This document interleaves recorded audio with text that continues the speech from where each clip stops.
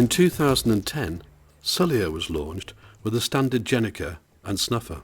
We were told that this was the only choice, but recent developments have opened up easier ways of using a Gennaker, and the easier something is to use, the more likely you are to use it. Our objectives were straightforward. In cockpit reefing and unreefing, one person only to be needed to change the sail between Screacher and Gennaker and vice versa, electric winch control if possible, improved ease of use, improved speed of use, and improved safety with use. We had not used the Gennaker since bringing Suliere from South Africa to the Caribbean, and it had proved a great downwind sail. We had spent the last 3 years fixing Suliere rather than improving her. It was only in the last year that we had started to look at major improvements to Suliere. With the advent of anti-torsion ropes, making the new top-down reefing systems possible, we decided to take the plunge, for it seemed such a system would meet all our objectives. We already had a carver reefing system for our Screacher, and therefore it seemed logical, given that these were of such high quality, to go for the carver top-down reefing system for our Gennaker. The plan was to be able to control the Screacher from the cockpit, and that's for both raising and lowering it.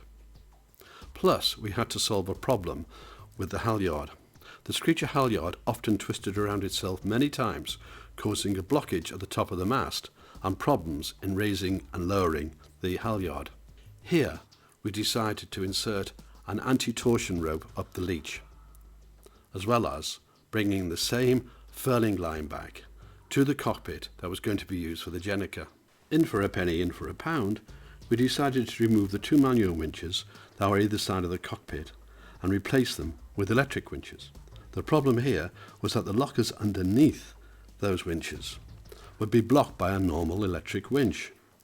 But Harking came to the rescue with the Unipower 900 series.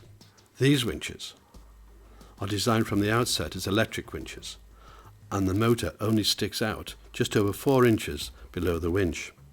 Given that the depth of the glass here is some 1.5 inches, we just had a few smooth inches of winch sticking out into the cupboards, which wasn't a problem. For reasons we're going to explain later, we installed a pad eye here.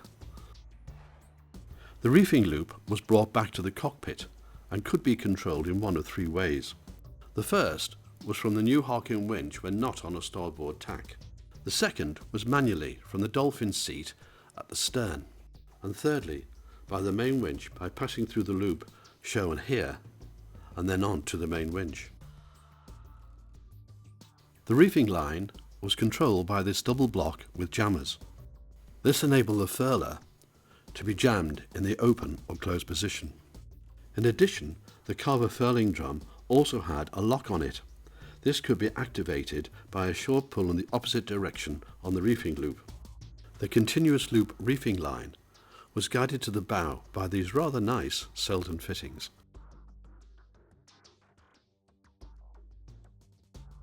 The single block at the bow was changed over to a double block. The bow prod now sported the new carver top-down furling drum. This has a swivel to which the tack of the sail is connected. The anti-torsion rope passes through the centre to attach to the drum. To fly the sail higher for visibility, 2 spectral loops join the tack to the swivel. For the Screacher, the plan was to keep the existing carver furling drum, changing over to the top-down furling drum when the Gennaker was used. This did mean a changeover of the furling line from drum to drum. Incredibly, the build of the boat, St. Francis Marine, had reinforced the bow for the bow prod pad eye in totally the wrong place. We had to glass in a new solid G10 section in front of the old reinforcement. In addition, we made a new backing plate and fitted a brand new certified pad eye. This was the old pad eye backing plate, fitted on a small piece of ply and at the extreme edge of that ply. The homemade, uncertified St. Francis Marine pad eye had already failed in crossing the Atlantic, and we could not trust them. We therefore decided to replace them with new certified pad eyes. These are much stronger. Reefing and unreefing the sails whilst on the marina pontoon was going to be a challenge that required light winds from behind us, but not directly behind us. We also knew that it was not going to be possible to reef the sails as neatly as we could out at sea where we could control the tension. The Gennaker had leached the dye from the dark blue to the orange, and there was nothing we could do to put it right. So from this point on, we named our Gennaker Mucky.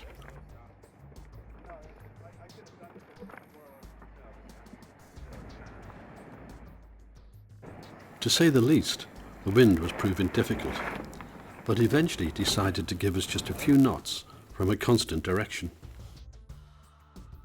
Here you can see how the anti-torsion rope is totally separate from the sail, leaving the sail to fly free as normal.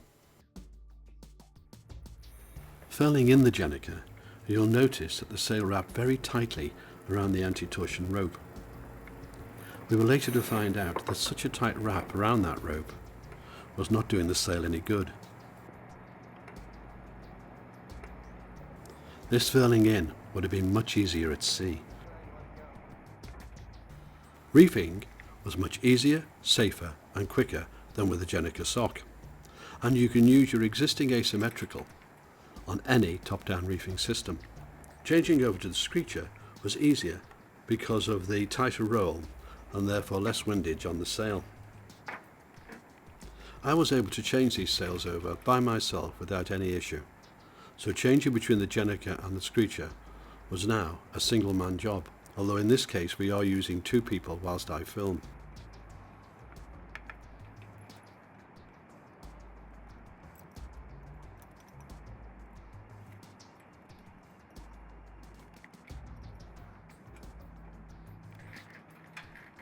The St. Francis Marine bow prod is a good one.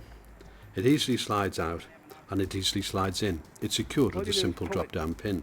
Yeah. Drop it. Yeah, fine.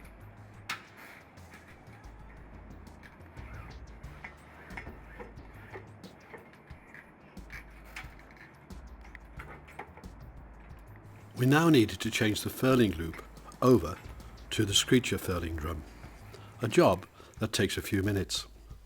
Almost unbelievably, some furling drums actually do not allow you to change over your furling line when it's looped and require the loop to be cut. These should be avoided. The Screacher has a UV cover and is the sail we leave up as standard on the bow prod.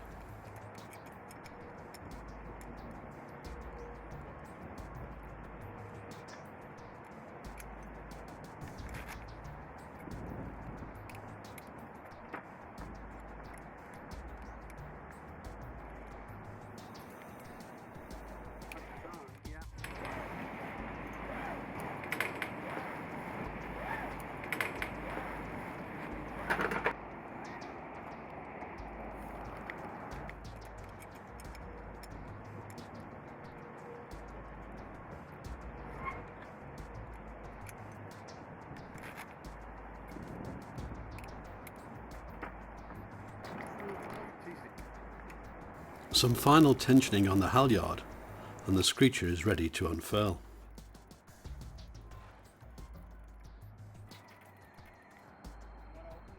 In-cockpit reefing with the Screacher was now very easy.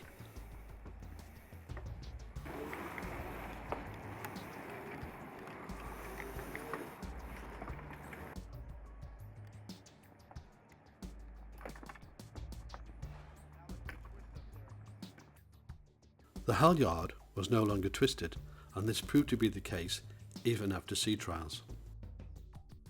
The anti-torsion rope up the luff had done its job.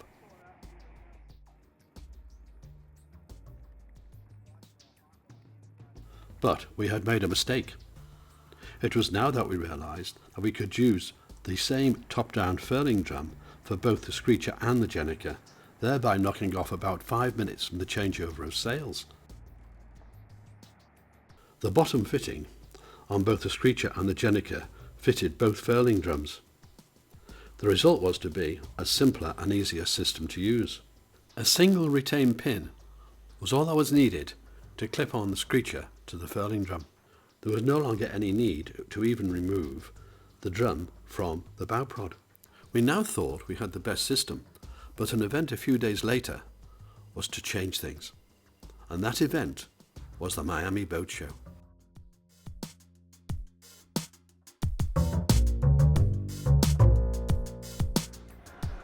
The Carver top-down reefing demo was our first port of call. No, it's locked, isn't it? We had asked for a demo of the drum locking feature. The drum is locked and unlocked by a short counterpull on the opposite side of the reefing line. It's very simple.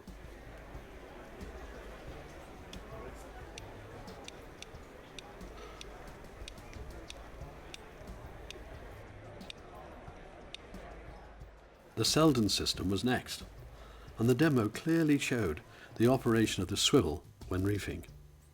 On one stage it's not turning. At the next stage, as the reefing gets to about midway down the sail, it starts to turn to take in the bag of the sail.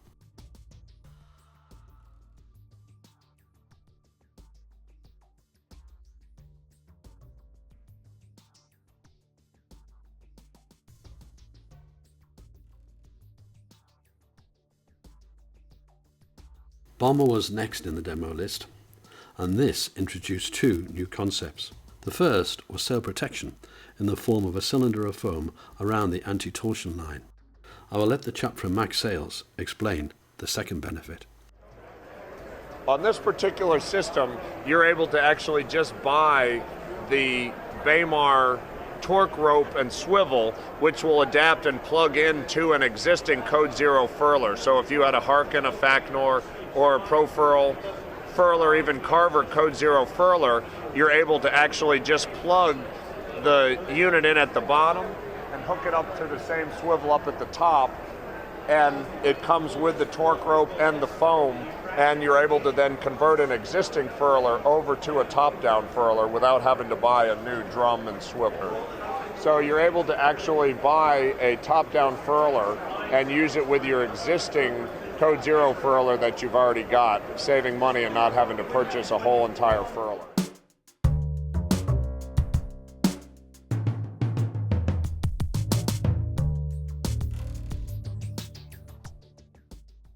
It was only with the Profurl system that we found all the new features, such as even better kindness to sail, ability to connect to most existing furling drums, plus a resistance to back furling. We had already experienced the Gennaker being caught up with a backwind, and we'd had to release a section of the sail to try again. So any resistance to this is a real plus. So the thing to really focus on is up at the top, because that's how it ends up working. That you can see it starts to roll the top, but the tack isn't moving at all. So you're able to get the large bulk of the spinnaker nice and tight, and then eventually the bottom just rolls in and furls up the rest of the way. Profurl have yet another nice additional feature: do-it-yourself installation. The anti-torsion rope is simply cut to length and looped inside this cable end fitting. No need for riggers to fit this one. It has the same easy connection at the top to the top swivel. For kindness to sail, plus resistance to back furling, the anti-torsion rope has multiple sail bearings, occasionally with a locked-on bearing so that not too many balls sit on each other to resist turning.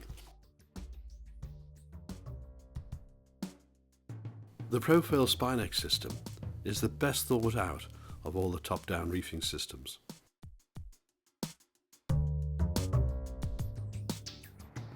Now with the Profurl Spinex fitted onto the Carver furling drum, we have a solution to all the issues, plus an easy to use single pin connection for attaching the Screacher to the same drum. The top swivel also features a single retained pin connection. To release the pin, you simply pull on the yellow cord.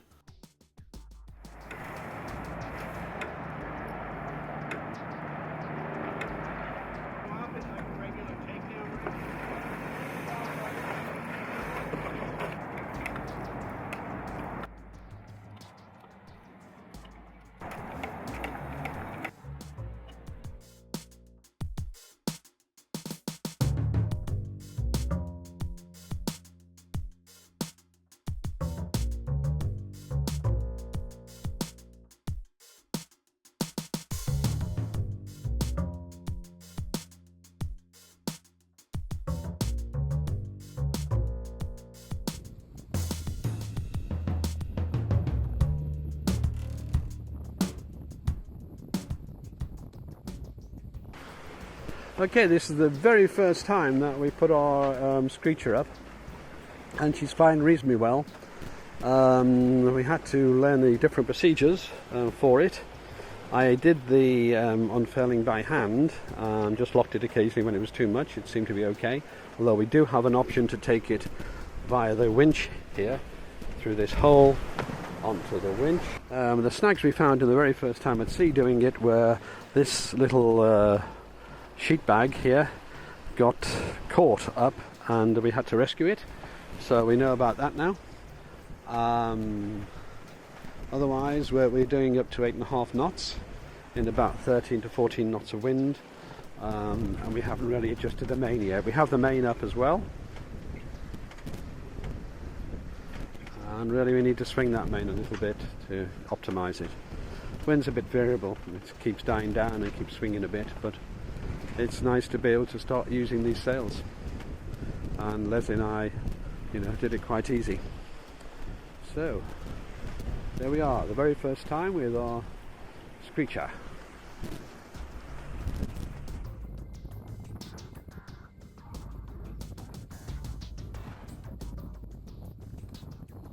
This is the reefing line for the Screacher. It comes through a hole in the side deck there and then onto our main winch, and so we basically winch it back down when we wish to. The sheet is coming back to a block at the back and then onto our new power winch. This is the shallow motor power winch that we installed. Just Catamarans installed it at Fort Lauderdale.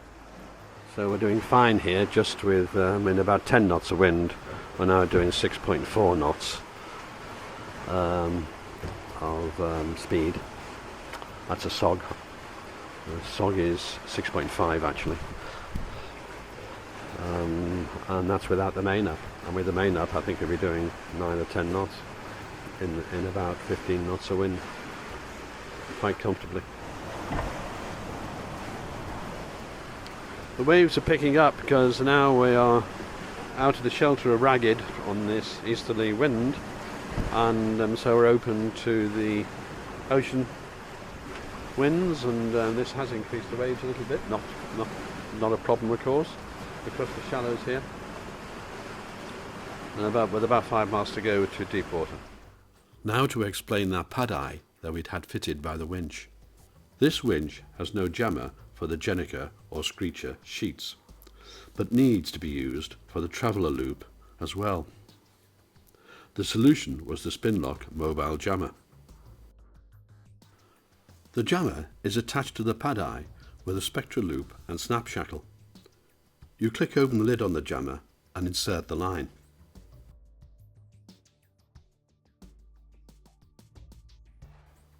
In use, the pad eye takes all the load.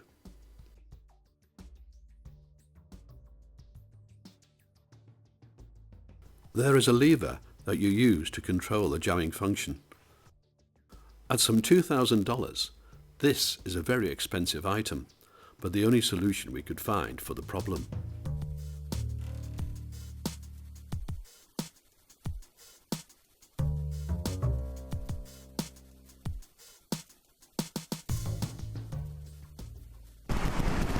Well, our sailing has now settled down to 8.5 knots and 11 knots of true wind, and that's about 77% of true wind speed, and that's with the Screacher and the main up. I'm happy with that. So it looks like the second half of our journey is all very nice sailing, getting us there on time. We've now just passed the 9 knots as I look. So this is the first time we've been, the first season we've been able to properly use the Screacher. We had an anti-torsion rope put in this luff, and it's made all the difference. We've also had the reefing brought back to the cockpit, and that's made life much easier.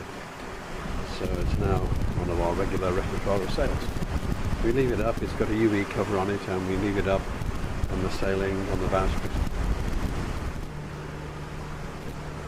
Today we experimented with getting the Screacher closer to the wind than the normal 60-degree limit we set ourselves. and we did manage to get it to 50 comfortable. We had it at 45, but it wasn't too happy. But say 50 we can do comfortable, providing we sheet it really tight in. And that's without going on the coach roof. That's still going out to the blocks on the outside of the boat. So we now consider 50 degrees to be our upper limit for the Screacher.